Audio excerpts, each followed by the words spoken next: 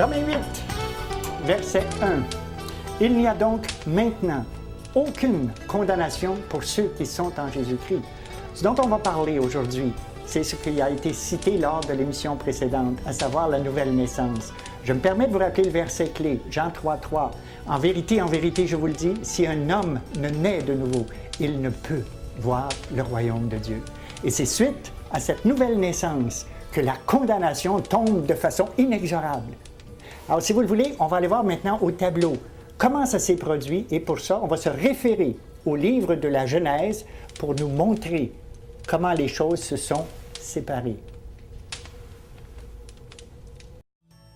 Il est venu comme un enfant, mais non comme il pensait.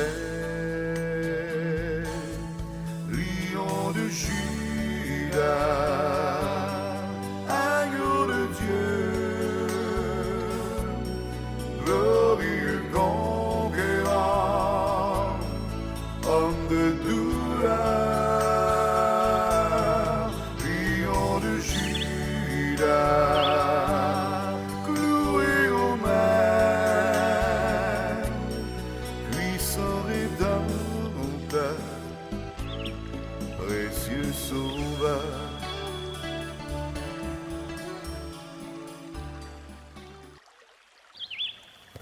Seigneur, bénis ce temps que nous allons passer ensemble maintenant et dispose les cœurs de tous ceux qui sont à l'écoute, afin d'ouvrir notre esprit sur ce que tu as à nous dire dans le message qui suivra. Merci d'être là, de veiller sur nous, de nous avoir fait naître dans un pays où règne tant d'abondance, de paix, de liberté. Protège-nous de l'ingratitude envers ta création. Tes œuvres sont si merveilleuses. C'est comme te regarder à l'œil nu. Seigneur, daigne ouvrir nos yeux afin que nous puissions contempler les merveilles de ta loi. Tu es le roi des rois et le seigneur des seigneurs, et toi seul mérites notre plus profonde adoration. Prends patience envers nous, et dans ta grande miséricorde, aie pitié de nos faiblesses, de nos manquements, de notre indifférence et de la froideur de notre cœur envers toi. On a tant besoin d'être réchauffé par ton amour. Dirige-nous près des eaux paisibles et conduis-nous dans les sentiers de la justice à cause de ton saint nom. Heureux Seigneur l'homme qui te craint et qui trouve son plaisir en toi. Il a dans sa maison bien-être et richesse, et sa justice subsiste à jamais.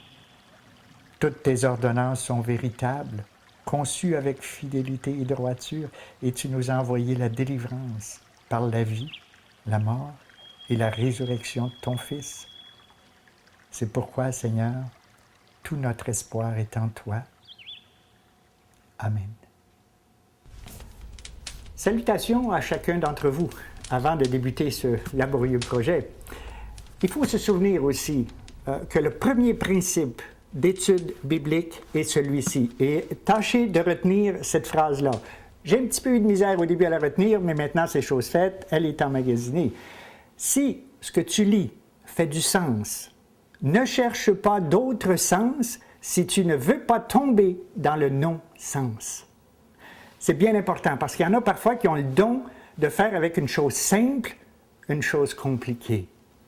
Alors, le Seigneur nous a donné de l'intelligence vis-à-vis de ça. Il nous a donné une parole, et cette parole-là, elle est faite pour s'y fier. Puisqu'on l'a vu lors de l'émission précédente, sa parole est la vérité. Alors, si je dis que cette parole-là est fausse ou qu'elle contient des mensonges, je suis en train de dire, Dieu, tu es menteur.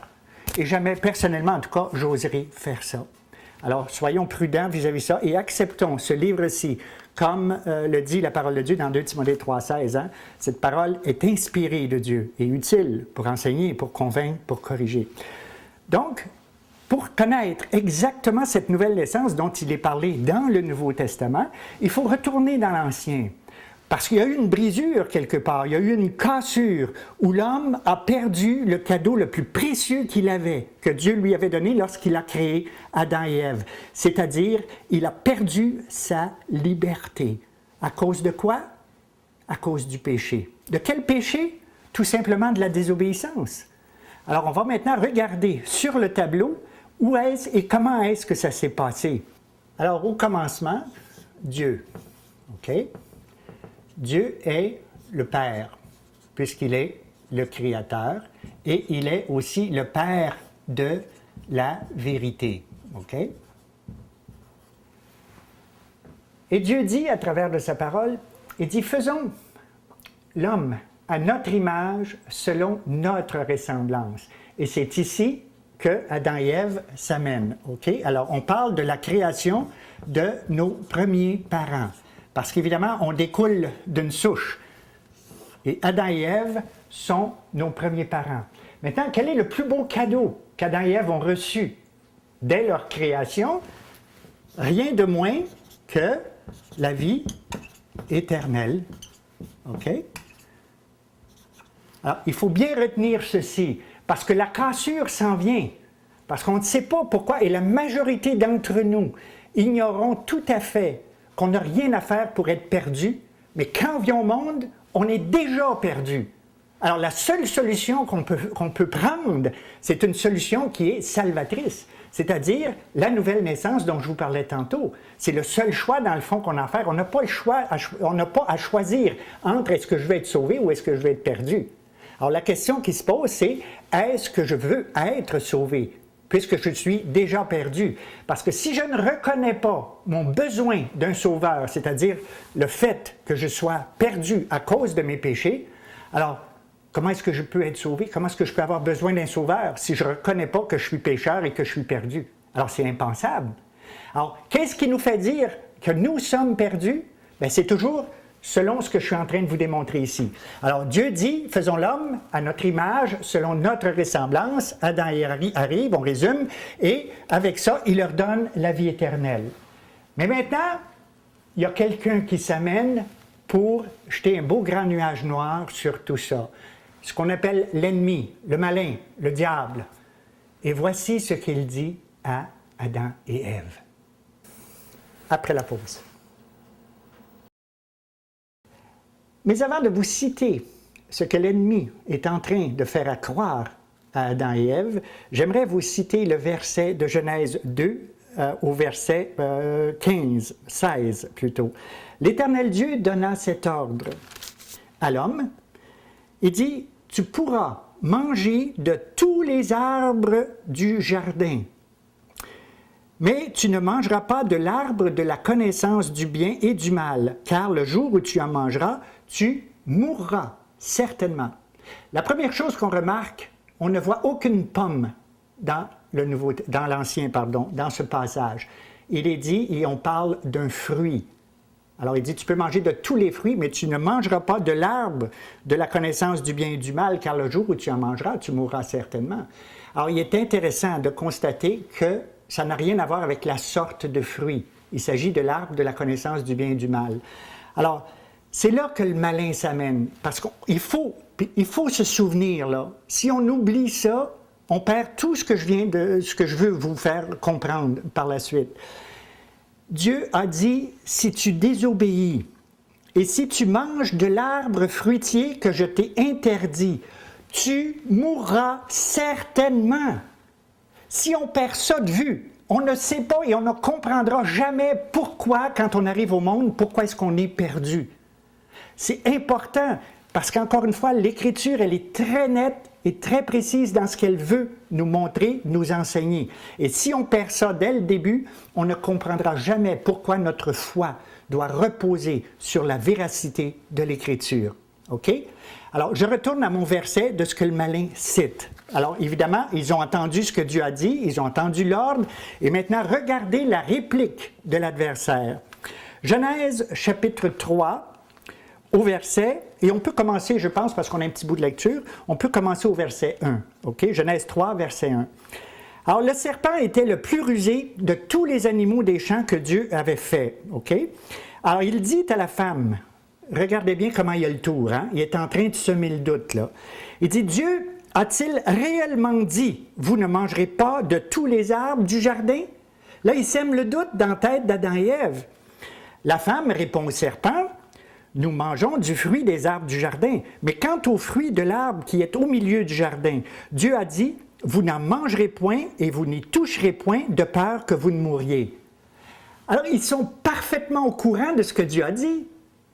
Le malin arrive il sème le doute, et Ève lui répond, non, Dieu a dit, vous n'y toucherez point et vous n'y en mangerez point parce que vous allez mourir si vous faites ça. Donc, Adam et Ève sont parfaitement conscients de la peine de mort qui va survenir sur eux s'ils désobéissent à l'ordre que Dieu a donné. Perdez pas de vue, là, qu'Adam et Ève, ce sont nos premiers parents. OK? On continue. Alors, le serpent dit à la femme, « Ben non, vous ne mourrez pas. » Qu'est-ce qu'il est en train de faire? Il est en train de dire que Dieu est menteur, là. Il dit, « Ben non, vous ne mourrez pas. » Même si Dieu a dit, vous allez mourir, là, croyez pas ça, dans le fond, Dieu est menteur.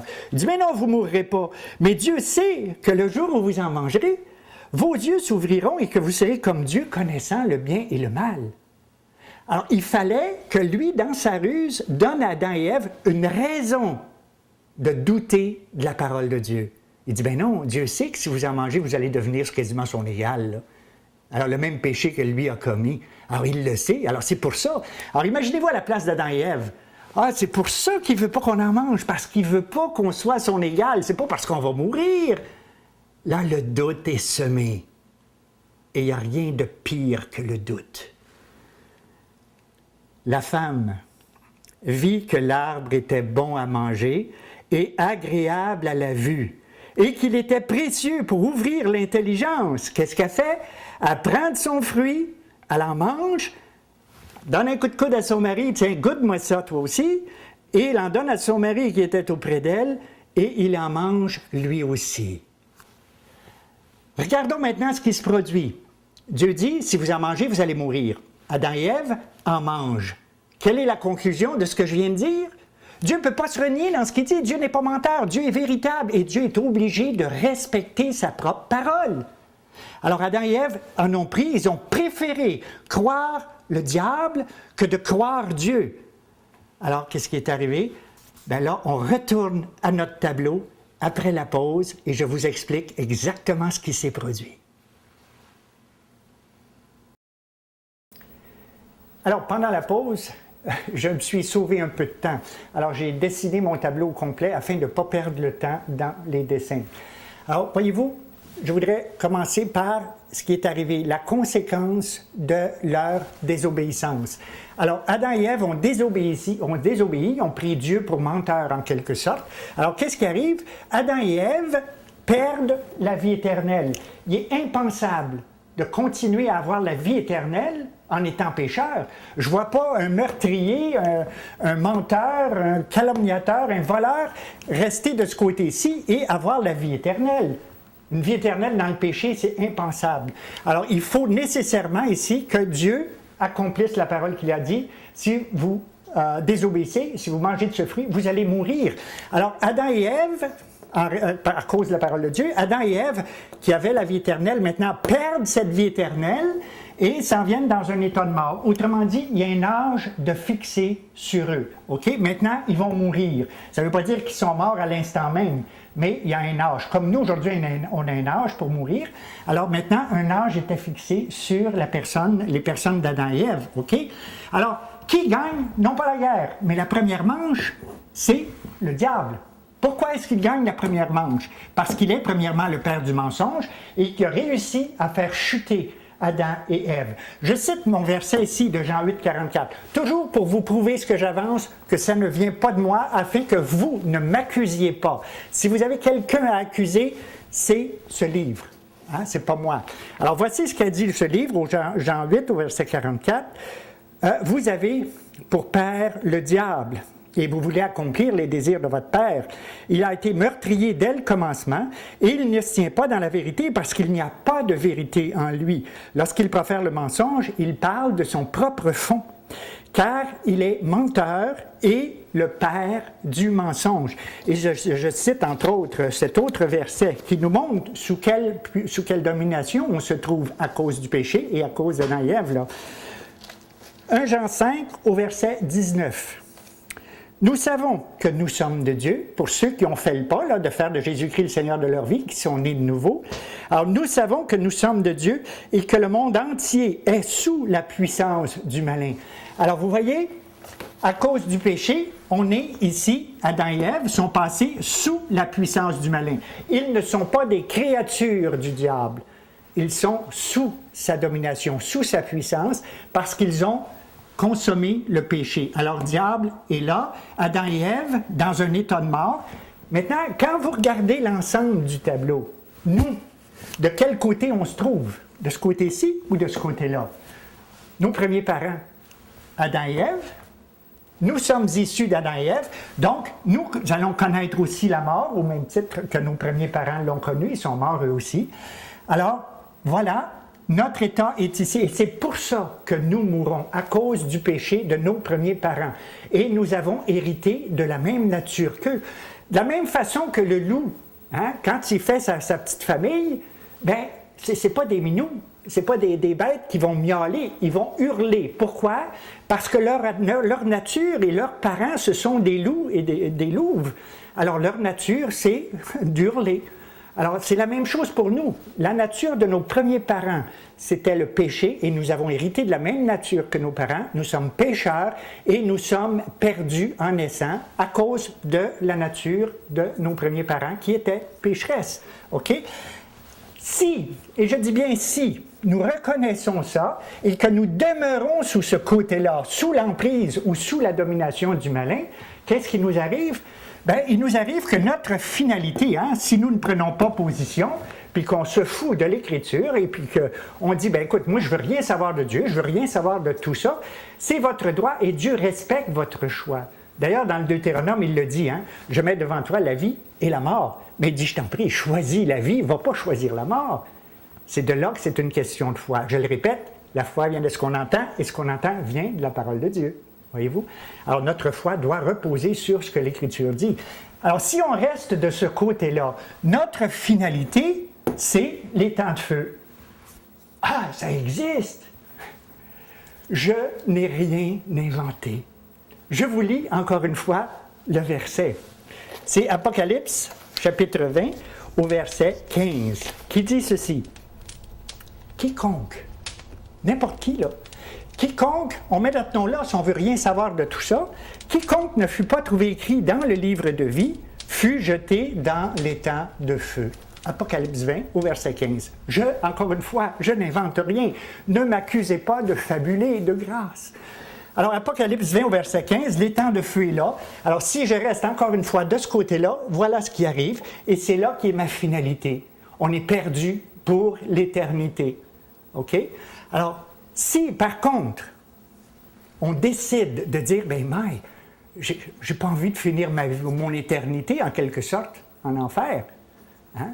J'ai bien envie de finir ça dans une vie de beaucoup supérieure à celle que je mène ici. C'est pas facile, hein? La vieillesse, la maladie, le travail, tous les ennuis, les tempêtes, les difficultés qu'on peut vivre dans une vie, c'est pas évident. On n'a pas envie de tout vivre ça pour l'éternité. On a envie d'avoir une vie de beaucoup supérieure.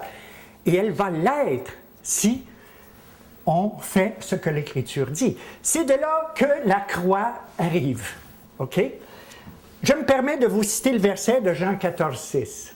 On est de ce côté-là, puis à un moment donné, quelqu'un vous ouvre la parole comme ce que vous entendez à l'heure actuelle, et il vous cite Jean 14, 6, qui dit Jésus-Christ, est le chemin, la vérité et la vie. Nul ne vient au Père que par moi, dit Jésus. Alors, le seul chemin, hein, puis Jean, acte 4 au verset 12, qui vient encore là s'accoter avec Jean 14, 6, qui dit il n'y a sous le ciel aucun autre nom qui ait été donné parmi les hommes par lequel nous devions être sauvés. Donc, la seule et unique façon d'être sauvés, c'est de passer par la croix. OK? Regardez, notre finalité est là. Maintenant, j'arrive avec la position de dire, bien, moi, je veux être sauvé. Alors, si vous le voulez, l'Écriture dit qu'il faut, puisque Jésus est le seul chemin, que la croix est le seul chemin, il faut que je passe par la croix pour venir écrire mon nom dans le livre de vie. Alors, en écrivant mon nom dans le livre de vie, c'est là que le salut s'amène, voyez-vous. Pourquoi? Vous avez déjà écouté des films où les gens sont contaminés par les radiations? Qu'est-ce qu'ils font, humainement parlant? Voyez-vous la sagesse humaine? Les gens disent, « Hey, il y a plein de radiation. Il y a eu l'énergie nucléaire, ça s'est répandu dans l'air, on est contaminé. Alors, ils passent par 2, 3, 4 ou 5 douches pour être lavés de leur contamination. Autrement, ils ne peuvent pas rentrer dans la société, ils vont contaminer tout le monde. Alors, il s'est passé la même chose là. Adam et Ève, avec leur mort, ils nous ont tous contaminés. Et la seule façon d'être décontaminé, c'est de passer par la douche du sang du Christ, à la croix. C'est la seule chose qui peut nous décontaminer au niveau spirituel et qui fait que, en disant, bien, Seigneur Jésus, moi je crois de tout mon être que tu es allé à la croix, que tu as versé ton sang pour me sauver. Et c'est à cause de mes péchés que tu as fait ça.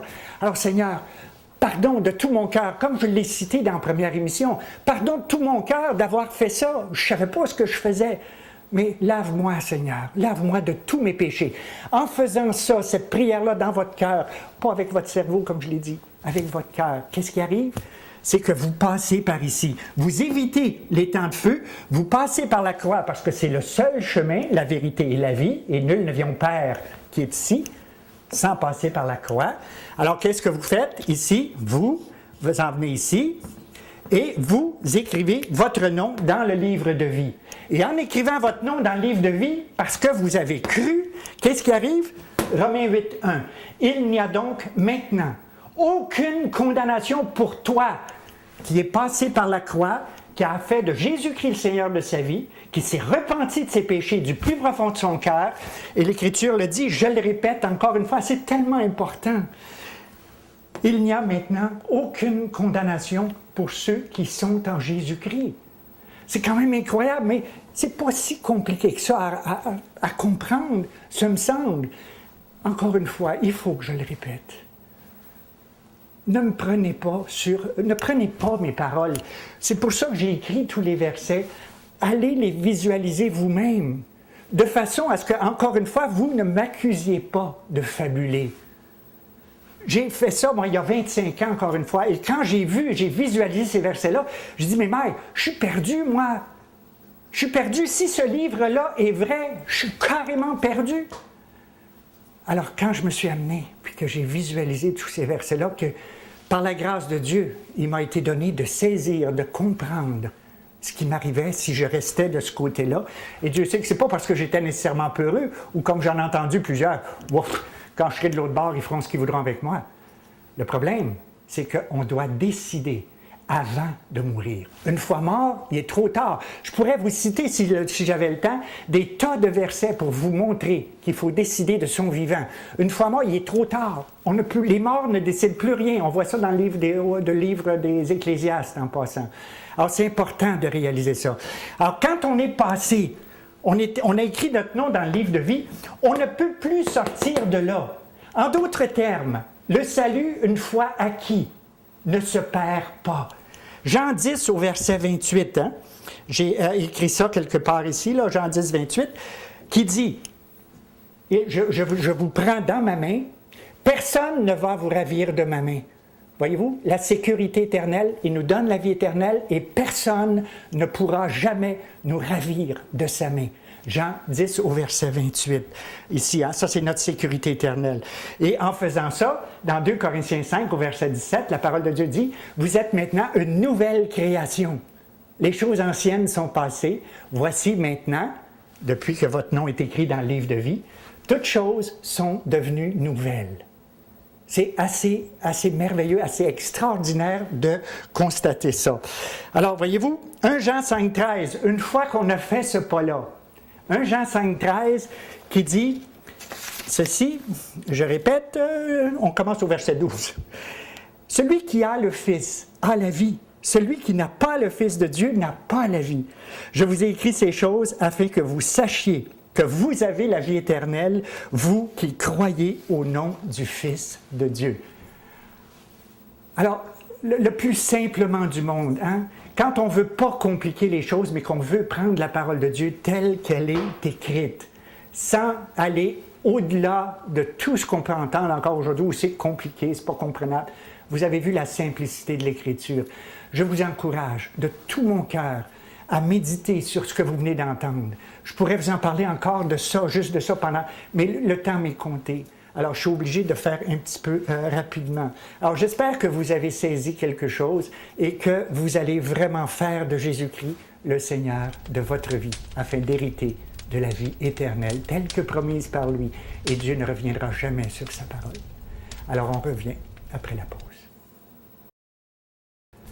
Je me sens donc rassuré quand je pense qu'en mourant, je sais où je m'en vais.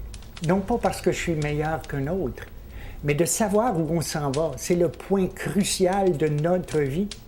Ce serait triste de s'en aller, comme j'ai déjà entendu dans un témoignage, ce que je vous ai partagé dans la première émission, où cette dame-là ne savait pas où elle s'en allait. C'est triste de ne pas savoir ça. Alors que le Seigneur nous assure, hors de tout doute, que celui qui fait de Christ le Seigneur de sa vie par une profonde repentance de ses péchés, il a la vie éternelle. Alors, c'est ma conclusion d'aujourd'hui et c'est ce que je vous souhaite à chacun d'entre vous. Alors, merci d'avoir été là et la semaine prochaine, le témoignage d'une personne dont la vie a été changée justement par le sang de la croix. Un homme mourant pour nous, agneau tout-puissant, condamné à mourir sur une croix, lion de Judas.